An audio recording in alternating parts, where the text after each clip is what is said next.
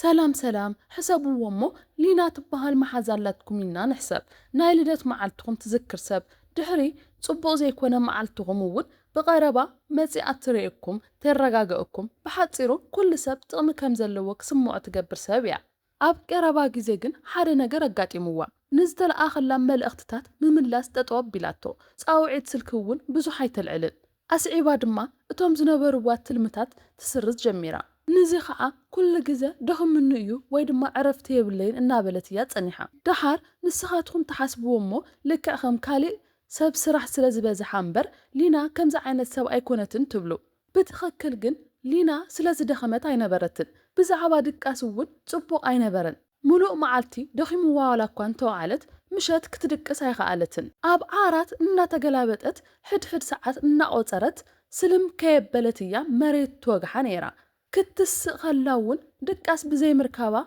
إن حارقت مس دخامايات تتس قدم مس محازوتا بحادة نابدق وصيخا شهين بونن مبال بحانساب فيلم مراي يحقوسا نيرو حجقن ولا حادة زحقوس كوينو يرخبتو كله طرحو كوينو يزسمعا نقزا رأساون دحانية تصبوغ على خويلات الزارب يخون مبر بوشتا نمنتايو نشت النقر كجنقان كدخمان كم زخالة أزيا تدنق نيرا بدقة كتر أخلا لينا حقوستيات تمثل أب محبراوي قصات إنستغرام تفنوهم فوتوتات في الشغل بلد أب صبق أخناتات كمزلا زوري يوم وشتاقن أزيا تدكم نيرا اتزاف الرحقن ديبريشن كم زخونة زي مفلات أيو ديبريشن مالت بقانا بتقرنيا جنكت النبلو خوينو كابت تخكلنيا جنكت نفالتوقن زتفلييو ጭንቀት ክንብል خلنا ሓደ ዘጨንቕ ነገር ክፍጠር ከሎ እዩ ንኣብነት ግዜ ሓፂሩና ወይ ድማ ዝኾነ ሰብ ንፈትዎ ወይ በቀረባ ንፈልጦ ሰብ ሓደጋ ኣጋጢምዎ ክንጭነቕ ንኽእል ኢና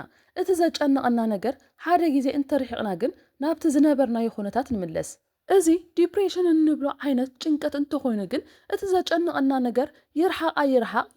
ይሃሉ ብዘየገድስ ኩሉ ግዜ ምጭናቕና ኣይተርፍን እዩ ናይ ሊና ታሪክ እውን ስሕተት ዝረአ ነገር ኣይኮነን ኣብ ኩልና ከባቢ ዘጋጥም ዘሎ ነገር እዩ ምናልባት ነቲ ብጣዕሚ ትፈትውዎ ሰብ ወይ ድማ ገዛ ርእስኩም ክኸውን ይኽእል እዩ ጭንቀት ኩሉ ግዜ ምስ ጓሂ ጥራሕ ዘተሓዘ ዘይኮነ ክኸውን ይኽእል እዩ ገለ እዋን ብድሕሪ ቁጥዐ ወይ ንዴት መሲሉ ብድሕሪ መግለጽ ዘይብሉ ኣካላዊ ቃንዛ ወይ ድማ ቅልል ዝበለ ደኽምኒ እዩ እናተባሃለ ክሕባእ ይኽእል እዩ تفلتو دو ببرك عالم لعلى 280 مليون زخون سبات بزع عين ጭንቀት كم زساقيو إذا مالت كاب بزح حزب عالم أستات 400 كم مالتيو ملكتاتو ون نزبيهم نجارات سلازي خونو زي تفلتو ون بزحات علو سلازي اتو قطري كاب زن لعلك خوون يتوهيلو يقمت زي تفوسو ጭንቀት حادقة حمام لبي وسخو حمام مكل خال عامية داخم كابتن نبر ادميناون كسب 10 عامتات كنك يخእል እዩ ስለዚ ሎሚ ፈጽምኩም ሸለል ክትብልዎም ዘይብልኩም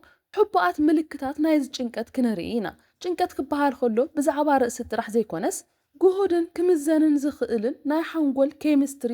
ዝጸሉ እዩ ንኽንሕጎስን ሓይልን ንኽንረክብን ንኽንለዓዓልን ዝገብሩና ከም ሴሮቶኒን ዶፓሚንን ኖርኢፒኔፍሪንን ዝበሃሉ ኬሚካላት ጭንቀት ንኽንክዩ ይገብርዎ ከምዚ ፀገም ዘለዎም ሰባት ናይ ርእሶም ምርመራ ኣብ ዝገብሩሉ እዋን ፕሪፍሮንታል ኮርቴክስ ዝበሃል ክፋል ሓንጎሎም ንጥፈቱ ትሑት ኮይኑ ይርከብ እዚ ቦታ እዚ ድማ ንስምዒታትን ውሳነ ንምሃብን ሓላፍነት ዘለዎ ቦታ እዩ እንተ ደኣ ቀሊል ዝበለ ስራሕ ብዙሕ ጻዕሪ ዝወስደልኩም ኮይኑ እዚ ስንፍና ኣይኮነን ምልክት ጭንቀት እዩ ቀዳማይ ምልክት ድኻም ይገብረና ዋላ ዓረፍት እንተወሰድና እቲ ድኻም ኣይጠፍእን ካብ ናሽናል ኢንስቲትዩት ኦፍ ሄልዝ ተረኸበ መጽናዕቲ ከም ዘርአዮ 900 ዝኾኑ ጭንቀት ዘለዎም ሰባት ሕዱር ድኻም ኣለዎም ዋላ ድሕሪ 8 ወይ 10 ሰዓታት ድቃስ ልክ እናጎዩ ከም ዝነበሩ ይስምዖም ካልኣይ ምልክት ድማ ቀልጢፎም ምቁጣዕ ወይ ምሕራቅ እዩ ሓደ ሰብ ተጨኒቁ ዝሓዝን ጥራሕ እዩ ዝመስለና ንመብዛሕትኡ ሰብ ግን ይቁጣዕ ይሰላቾ ይናደድን እዩ 54% ዝኾኑ ጭንቀት ዘለዎም ሰባት ብተደጋጋሚ ይሓርቁ ብንእሽተን ነገር ይጉህዩ ወይ ኩሉ ነገር ንምንቃጽ ይኸብዶም ሳልሳይ ምልክት ቃንዛን ሚስጥራዊ ዝኾነ ናይ ጥዕና ፀገማትን እዮም ጭንቀት ኣብ ርእስኹም ጥራሕ ኣይኮነን መላእ ኣካላትኩም እውን ይጸሉ እዩ ጭንቀት ዘለዎም ሰባት ብሰለስተ ዕጽፊ ንላዕሊ እዩ ሕዱር ቃንዛ ዝስምዖ ብፍላይ ቃንዛ ርእሲ ቃንዛ ጨዋዳ ኢሉውን ቃንዛ መጋጥምቲ ይስምዖም እዩ እንተ ደኣ መበገሲኡ ዘይፍለጥ ቃንዛ ከጋጥመኩም ጀሚሩ ኣካልኩም ዝኾነ ነገር ክነግረኩም ዝደልየ ነገር ኣሎ ማለት እዩ رابعي ملكت دما قدم زحقسكم زنبرو نجرات لومي دليت مسآنيو ازي بحكمنا አንሂዶንያን ንብሎ ሙዚቃ ስእሊ መንባብ ስፖርት ይሕጉሰኩም ዝነበሩ ሰባት ሕጂ ትርጉም ዘይብሎም ኮይኖም ይስምዕዎም ሓምሻይ ምልክት ድማ ናይ ምግቢ ድሌትኩም ምቅያር እዩ ጭንቀት ኣብ ድሌት ወይ ድማ ኣብ ሽውሃት ምግቢ ዓብይ ግደ ይጻወት ንገለ ሰባት ናይ ምግቢ ድሌቶም ፈጽሙ ክጠፍእ ከሎ ንገለኦም ድማ ኣዝዮም ንኽበልዑ ይገብሮም ኣብ ሓደ ወርሒ 500 ክብደት ሰብነት ምውሳኽ ወይ ምንካይ መጠንቀቕታ ክኸውን ይኽእል እዩ ሻልሻይ ድማ ሕልፍ ስራሕ ወይ ኣብ ስራሕ ክትጽመዱ ምድላይ እዩ ጭንቀት ዘለዎም ሰባት ካብ ህይወቶም ገዛ ርእሶም የግልሉ እዮም በአንጻሩ እዮም ሕልፍ እዮም ዝሰርሑ ነዚ ዝስምዖም ነገር ክሰምዕዎ ስለ ዘይደልዩ ገዛ ርእሶም ቢዚ ይገብሩ ሃይ ፋንክሽኒንግ ዲፕሬሽን ይበሃል ሻውዓይ ምልክት ድማ ትኹረት ምስኣን እዩ ሓደ ስራሕ ክትሰርሑ ጀሚርኩም ቀልብኩም እናተበተነ የጸግመኩም ጭንቀት ስምዒታትና ጥራሕ ዘይኮነስ ተዘክሮታትናን ትኹረትናን እውን ይጽሉ እዩ መብዛሕትኦም ሰባት ውሳነ ንምሃብ ኣዝዮም ይጽገሙ ወይ ብዙሕ ግዜ ይወስደሎም ሓደ ነገር ንኽዝክሩ እውን ኣዝዮም ይጽገሙ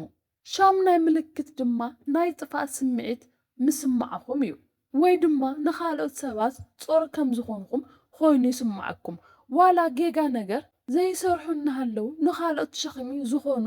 ሓገዝ ዘየድልዮምን መሲሉ ይስምዖም ብፍላይ ኣብ ወለድን ምሁራን ዝተለመደ ነገር እዩ ስለዚ እንተ ደኣ ገዛ ርእስኩም ኩነታት ጥራሕ ኮይኑ ተሰሚዑኩም ክተጥፍኡ ጀሚርኩም ገዛ ርእስኩም እትፍትሽሉ እዋን እዩ ካብዚ ፀገም እዚ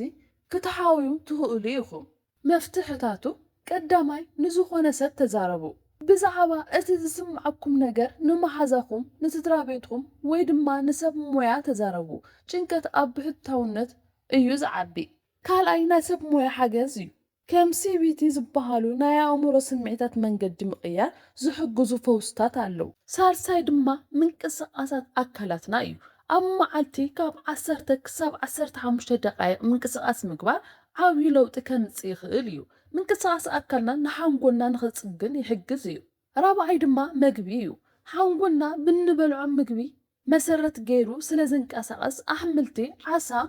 ኣእኻልን ንጥፈት ሓንጎልና የመሓይሹ እዩ ሓምሻይ ድማ ድቃስ እዩ ቅድሚ ምድቃስኩም ዘሎ ሓደ ሰዓት ስልኪ ወይ ቴሌቪዥን ካብ ምጥቃም ተቆጠቡ ድቃስ ሓንጎል ዝጽገነሉ ግዜ እውን እዩ ካብ ፀገም እዚ ክትሓውዩ ትኽእሉ ኢኹም ንዓኹም ዝጽበ ብሩህ መጻእ ኣሎ ቻናለይ ሰብስክራይብ ግበሩ ቪዲዮና ፈቲኹምዎ እንተኾይንኩም ላይክ ሼር ምግባር ኣይትረስዑ ሰላም